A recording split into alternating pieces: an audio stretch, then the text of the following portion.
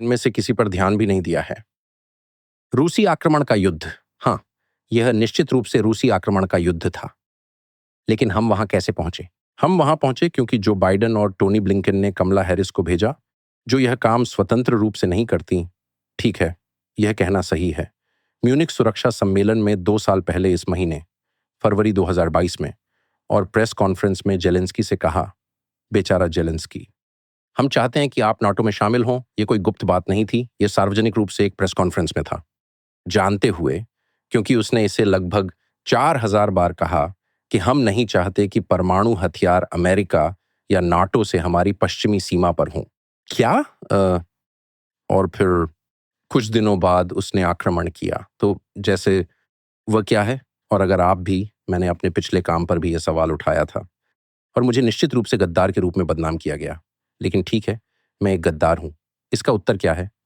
उत्तर क्या है? टोरिया न्यूलैंड ने, जो बेवकूफ नहीं है, अमेरिका की किसी भी प्रकार से मदद नहीं की है। इराक युद्ध की वास्तुकार, इस आपदा की वास्तुकार, उन लोगों में से एक जिन्होंने अमेरिकी डॉलर को बर्बाद कर दिया। लेकिन वह बेवकूफ नहीं है। तो जैसे आप इस तरह से व्यवहार करके एक युद्ध में जाने की कोशिश कर रहे हैं। दूसरा स्पष्टीकरण क्या है? वैसे नाटो यूक्रेन को नहीं चाहता क्योंकि यह मापदंडों को पूरा नहीं करता था। तो लड़ने के लिए आप ऐसा क्यों कहेंगे? क्योंकि आप युद्ध चाहते हैं, यही कारण है। और उस युद्ध ने बहुत से लोगों को अरबों की धनराशि से समृद्ध किया है। तो मुझे परवाह नहीं है अगर मैं किसी तरह के लेफ्ट विंग साजिश वाले सन की जैसा लगता हूं, क्योंकि मैंने लेफ्ट विंग नहीं साजिश वाला सन की हूं। तो मैं गलत क्यों हूं? अगर आप इसका विश्लेषण करें, इसे जूम आउट करें, मानव इतिहास की संपूर्णता को देखते हुए मिलिट्री इंडस्ट्रियल कॉम्प्लेक्स के पीछे आपको कौन लगता है? आपने कहा कमला हैरिस। क्या यह व्यक्तिगत है? क्या यह लोगों का एक सामूहिक झुंड है जो सामूहिक रूप से युद्ध समर्थक है? यह हाइव माइंड है। और मैंने अपना पूरा जीवन 85 से 2020 तक डीसी में बिताया, यानी 35 साल। और फिर मैं उसी दुनिया में बड़ा हुआ। और मुझे लगता है कि षड्यंत्र, तो मुझे लगता है कि साजिशें वास्तव में होती हैं। लेकिन सामान्य तौर पर सबसे खराब निर्णयों के लिए सामूहिक सोच ही जिम्मेदार होती है। यह एक ही तरह के विचारों वाले लोगों का समूह है, ऐसे विचार जो दशकों से अपडेट नहीं हुए हैं।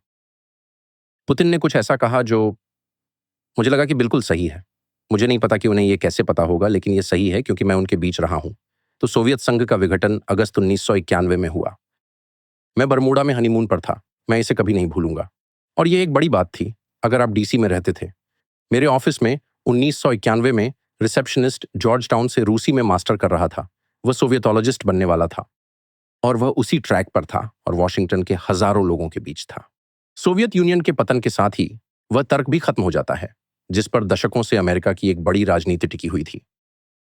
40 से ज्यादा सालों तक जिस चीज का विरोध किया गया वह अब रही ही नहीं। तो आगे बढ़ने की बहुत सारी गति है। दुनिया के सबसे अमीर देश में भारी मात्रा में पैसा इस दिशा में लगा है और लोगों के लिए रीएडजस्ट और रीअसेस करना बहुत मुश्किल है। और आप इसे जीवन में हर समय देखते हैं। जैसे मैं अपनी बीवी से प्यार करता हूं और अचानक वह मेरे दोस्त के साथ भाग गई। हे भगवान, मुझे नहीं लगा था कि आज सुबह ऐसा होगा। अब यह हकीकत है। जैसे मैं इससे कैसे निपटूं? मुझे स्टेज 4 कैंसर का डायग्नोज हुआ है। ये सब बुरा है, लेकिन मैं सिर्फ ये कह रहा हूं कि ये जीवन की प्रकृति है। ऐसी चीजें जिनकी आपने उम्मीद नहीं की थी और कभी सोचा नहीं था कि आपको सामना करना पड़ेगा, कहीं से भी हो जाती हैं। और ऐसी स्थितियों में आपको अपनी अपेक्षाओं और लक्ष्यों को एडजस्ट करना होगा और लोग इसके साथ कठिन समय बिताते हैं, बहुत कठिन समय। ये तो बहुत है, आप जानते हैं। अगर आप कॉन्डी राइस हैं, कुछ हद तक महत्वाकांक्षी और औसत बुद्धिमान व्यक्ति। कौन स्टैनफोर्ड से डिग्री लेता है और फिर टॉलस्टॉय को मूल भाषा में पढ़ता है? तुमने जरूर किया होगा। और तुमने पूरी जिंदगी इसी सोच में गुजारी कि रूस दुनिया का सबसे बड़ा दुश्मन है। यह कहना थोड़ा मुश्किल है कि दरअसल एक नया खतरा है और यह ज्यादा पूर्व से आ रहा है। यह मुख्य रूप से एक आर्थिक खतरा है। और शायद सभी खतरे टैंक युद्धों तक सीमित नहीं हैं। यह दूसरी बात है। क्या ये लोग अपनी सोच में इतने बेवकूफ हैं? क्या इनमें सचमुच कल्पना की और लचीलेपन की इतनी कमी है कि वे एक नए फ्रेमवर्क की जरा भी कल्पना नहीं कर सकते? और नया फ्रेमवर्क ये नहीं है कि आप फॉर्मोसा ताइवान के लिए चीन के साथ युद्ध करने जा रहे हैं। नहीं, फ्रेमवर्क ये है कि अचानक तिजुआना में इंफ्रास्ट्रक्चर चीन द्वारा बनाया जाएगा और इसका मतलब है कि ये एक अलग प्रकार का खतरा है। लेकिन वे वहां नहीं पहुंच सकते क्योंकि वे इतने प्रभावशाली नहीं।